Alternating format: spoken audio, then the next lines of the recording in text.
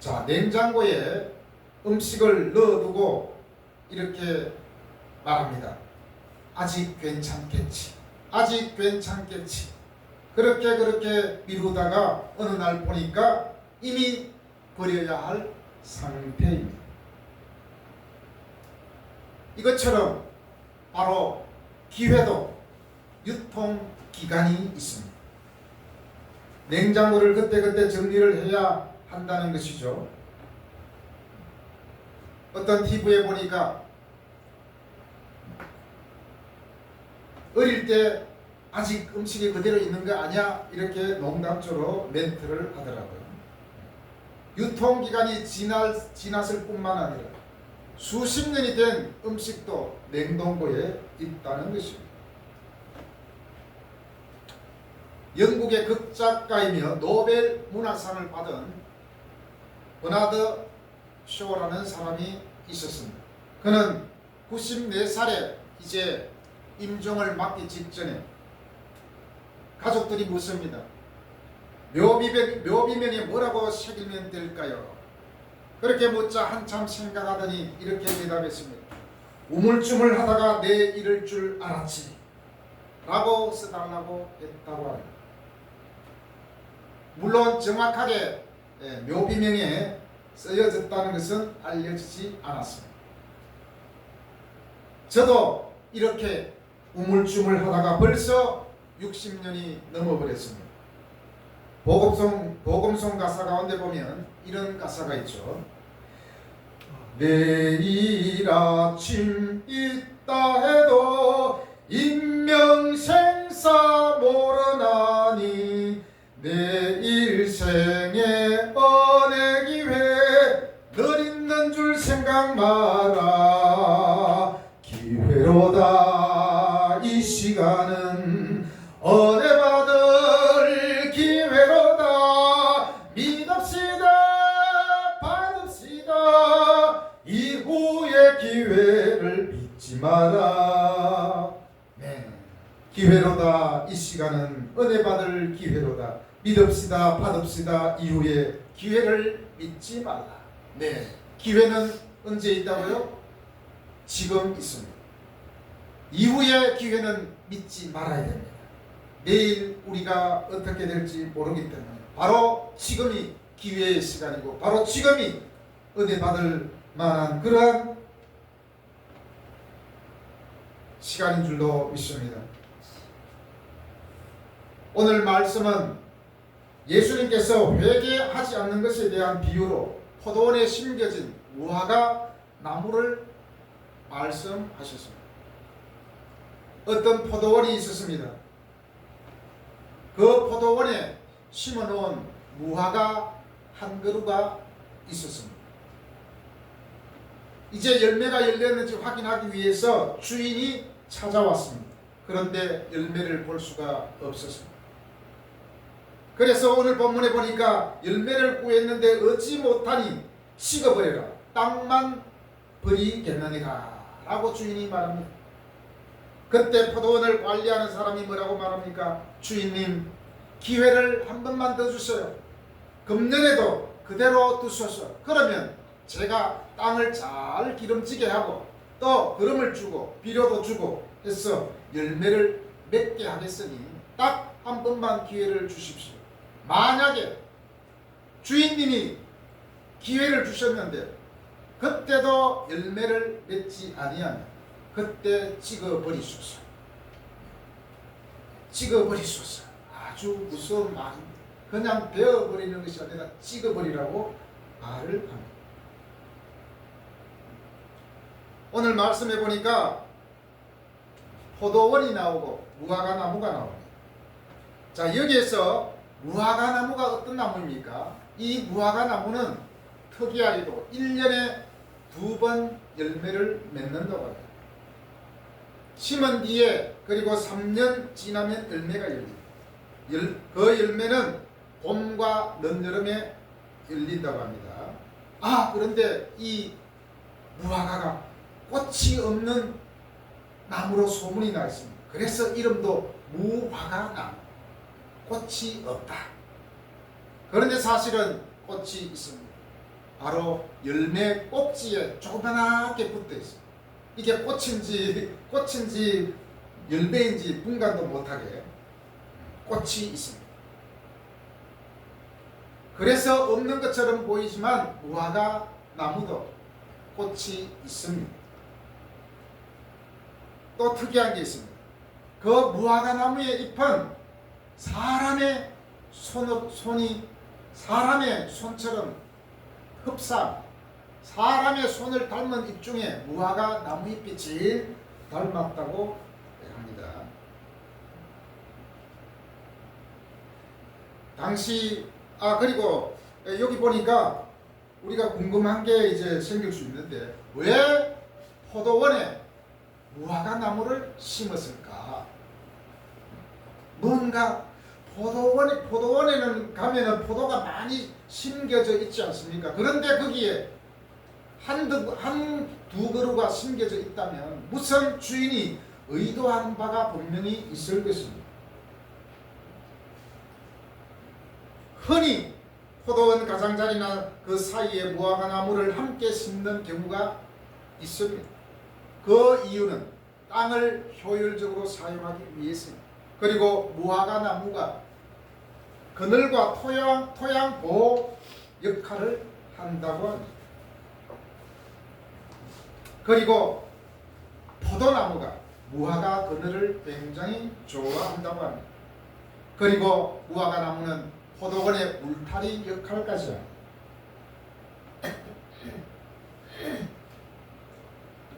바로 포도원은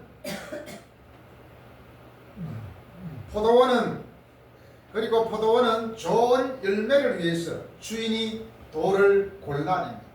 그리고 포도원 주변에 울타리를 칩니다. 망대를 칩니다. 그리고 지속적으로 가지치기를 합니다.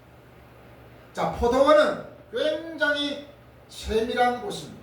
그래서 끊임없이 지속적으로 주인의 돌봄이 필요합니다. 돌도 골라내고 하여튼 최상의 땅을 유지해야만 최상의 상품을 구할 수 있지 않습니까? 바로 그런 곳에 무화과 나무를 심었다는 것입니다. 최고의 땅에 기름진 곳에 무화과 나무를 심었다면 분명히 열매가 맺혀져야 하는데 열매가 없다고 문제가 되겠죠. 무화과 나무는 심은 지 3년 만에 열매를 맺는다고 했는데 아마 3년이 지나가고 있는 것 같습니다. 그래서 주인이 야 이제 열매가 맺혔는지 가보자. 그런데 없습니다.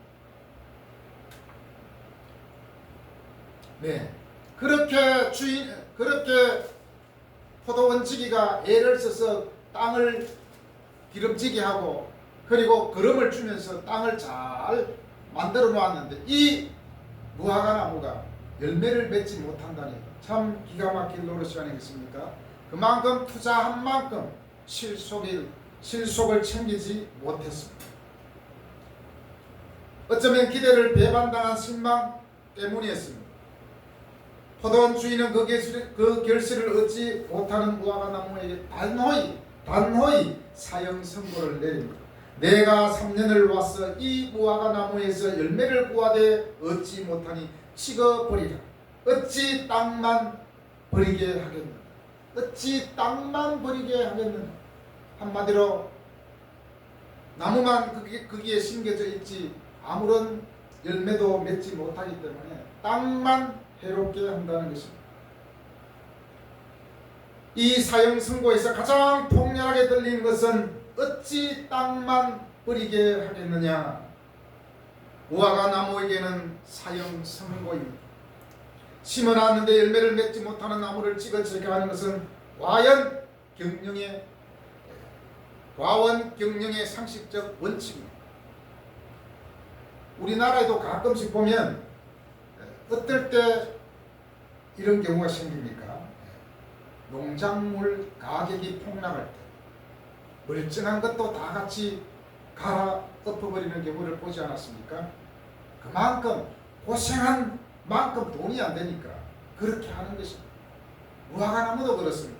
그렇게 애써서 고생해서 했는데 열매를 맺지 못하니까 뽑아버려야죠. 오히려 포도원에 나쁜 영향을 미치고 땅을 안 좋게 만들기 때문에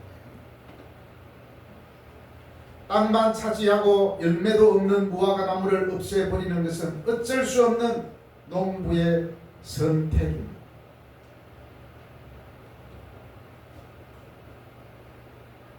자, 그러면 이제 왜 주님이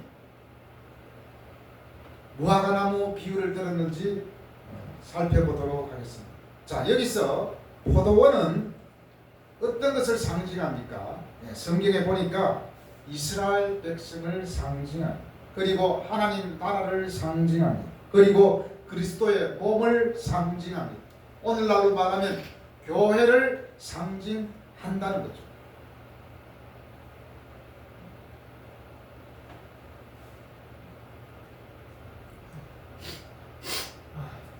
이 포도원은 나아가서 예수 믿는 우리 한 사람 한 사람, 그 사람을 말합니다. 이 포도원은 거친 땅이 아니고 아주 기름진 그러한 곳이, 예수님의 몸으로 비유한다고 그랬는데, 예수님께서 피로 값주고 교회를 세우시고 그리스도의 몸인 이 교회가 굉장히 포도원처럼 기름진 그런 곳인데, 여기에 심겨진 우리 성도가 은혜를 받지 못하고 열매를 맺지 못한다면 결국에는 이 무화과 나무처럼 심판을 면치 못한다는 것입니다. 그러나 하나님께서는 먼저 기회를 더 주십니다. 여러분, 기회는 언제 있습니까? 우리가 살아있을 때 기회는 주어집니다. 그리고 기회는 지금 우리에게 주어집니다. 기회는 내일 오지 않습니다. 바로 오늘 옵니다. 지나간 기회는 이제 더 이상 올 수 없습니다. 모든 인생의 기회는 지금 이 순간에 오는 것입니다.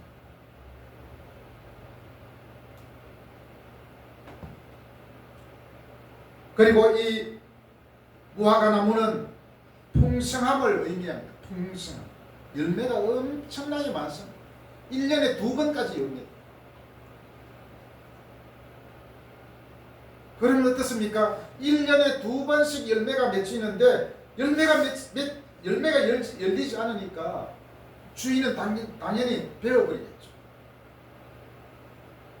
이 무화과 나무는 바로 열매 열리지 않는 무화과 나무는 회개하지 않는 마음을 의미합니다. 회개도 살아있을 때 가능합니다. 죽어서는 이미 끝났습니다.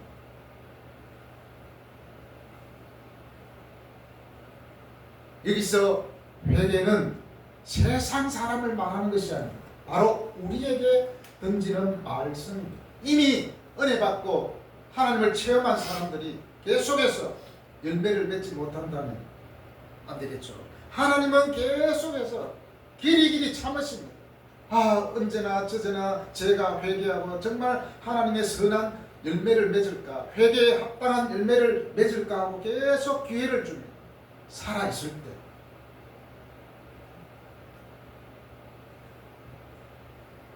그 열매는 회개치 않는 마음이라 했는데, 구체적으로 회개함으로 나타나는 열매가 무엇이겠습니까?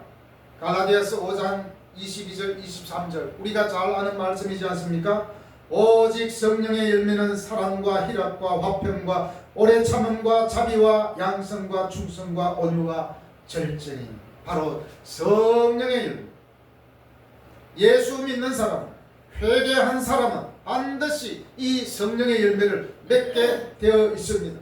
그런데 이 열매를 맺지 못하니까 하나님이 포도원에 와서 열매 맺지 못하는 저 포도나무를, 무화과 나무를 그냥 찍어버려. 그러자 기가 막힙니다. 우리 중보자 되시는 예수님이 개입하십니다. 아버지, 제발 저 사람을 1년만 기회를 주십시오. 한 번만 기회를 주십시오. 충분히 열매를 맺을 수 있는 사람인데 여러 가지 상황 때문에 제 불찰로 열매를 맺지 못한 거니까 1년만 기회를 주십시오. 그러면 제가 1년 동안 열심히 기름도 주고 비료도 주고 잘 보살펴서 열매 맺게 하겠습니다. 그때 가서 하나님 찍어버리든지 내두든지 알아서 하십시오. 아까 교회는 기름진 곳이라 했습니다. 예수님의 피로 값준 교회입니다. 바로 이곳에 우리 성도들을 심겨줬다는 것입니다. 우리를 은혜 가운데 아주 기름진 이곳에 우리들을 심어주셨다는 것, 이것이 은혜가 아니겠습니까? 그런데 그 은혜를 알지 못하고 열매를 맺지 못한다면 그것은 심각한 손해이겠죠. 6절에 보니까 한 사람이라 그랬는데 이 한 사람은 바로 포도원 주인인데 하나님을 상징합니다. 그리고 7절에 포도원 지기는 예수님을 상징합니다. 예수님은 포도원 지기로서 지금도 하나님 우편에서 우리를 위하여 간구하십니다.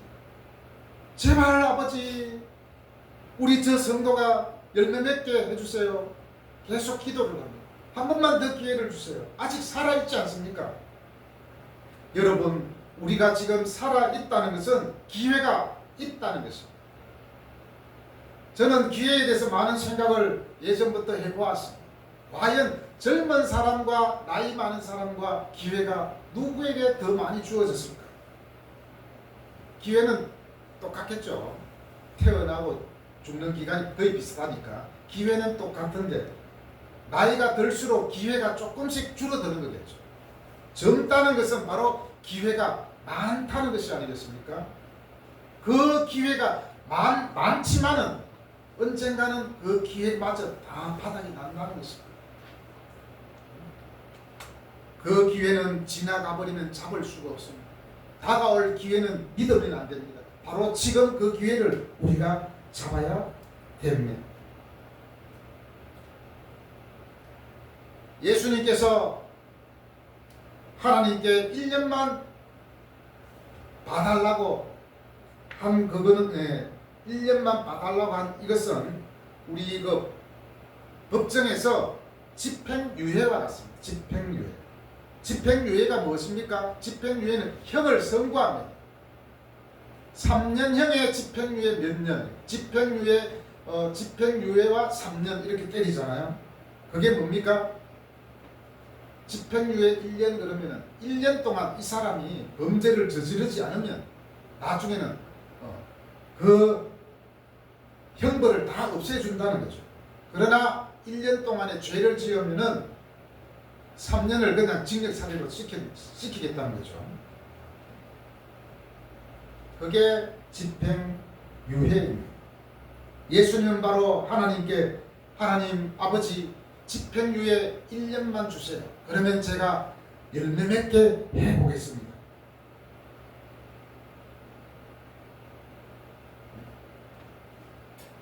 집행유예는 바로 그 사람, 범죄한 그 사람에게 기회를 준다는 것입니다. 하나님도 우리에게 1년이라는 기회를 주십니다. 매년 주어집니다. 1년. 그러나 언젠가는 끝이 나겠죠. 하나님도 참 무한한 사랑을 가지신 분이지만 그 인내의 한계는 또 있는 것 같아요. 길이 참으시는데 결국에는 도저히 안 되면 유예기간이 지나면 여차 없이 심판을 하시는 분입니다. 그래서 우리는 두려워해야 됩니다. 우리를 지금까지 살려두신 것은 우리에게 기회를 주시기 위해서입니다. 열매를 맺게 하기 위해서.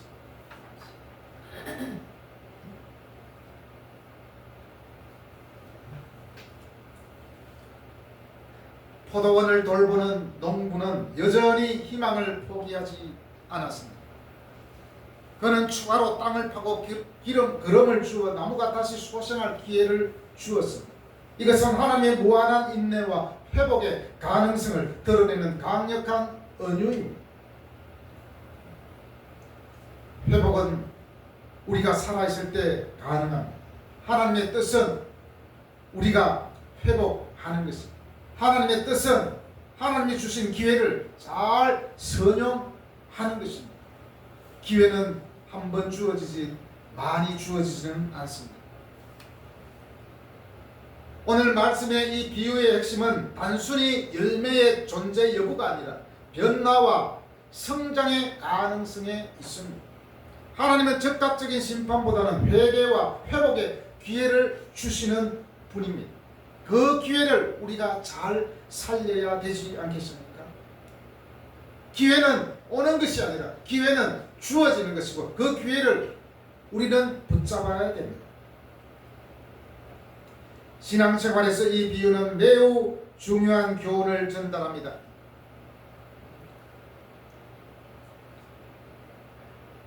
하나님은 우리에게 끊임없이 기회를 주시지만 그 기회를 활용하지 않는다면 궁극적인 심판이 있을 수 있음을 오늘 비유를 통해서 예수님은 우리에게 경고하고 있습니다.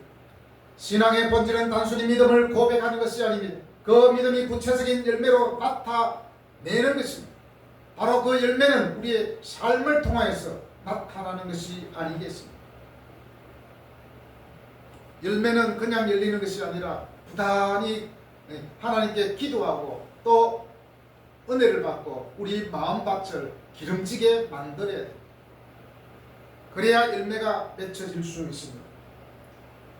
열매가 안 맺혀진다는 것은 결국에는 나무가 문제가 아니겠습니까? 열매가 맺혀지지 않는다는 것은 우리의 마음과 우리의 믿음이 문제일 수 있다는 것입니다. 진정한 신앙은 내면의 변화와 외적인 행동으로 드러나는 것입니다. 그래서 열매는 신앙의 실체를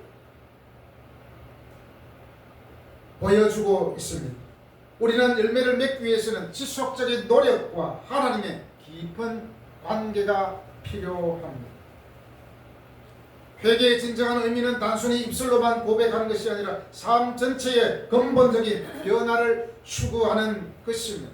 우리는 한번 구원을 받았지만 끊임없이 우리는 지속적으로 우리 마음밭을 관리해야 됩니다. 나무가 좋은 토양에서 영양분을 공급받아 열매를 맺듯이 우리 사람들도 회개를 통해 영적인 영양분을 공급받아야 됩니다. 그래야만 신앙의 열매를 맺을 수 있습니다. 이 과정은 때로는 고통스러울 수 있습니다. 힘들 수 있습니다. 그러나 궁극적으로는 개인의 영적 성장과 성숙을 가져옵니다.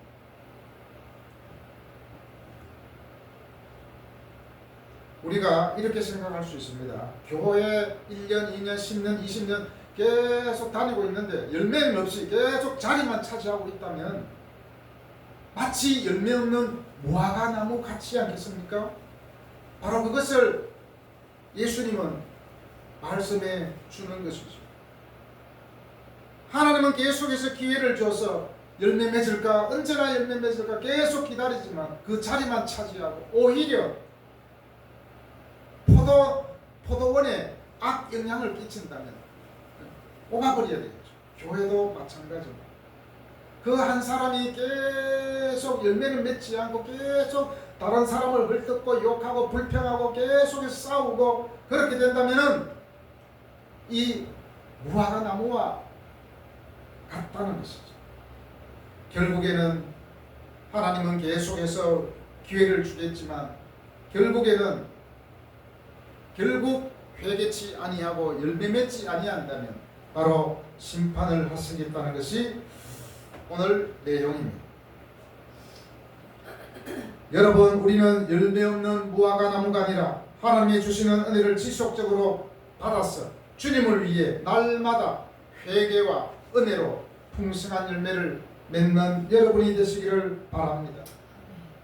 열매 없이 그냥 땅만 밟는 예배당 뜰만 밟는 그런 존재가 아니라 오히려 풍성한 열매를 맺음으로 말미암아 많은 사람들에게 선한 영향력을 끼칠 수 있는 저와 여러분이 되시기를 간절히 부탁드립니다. 기도하겠습니다.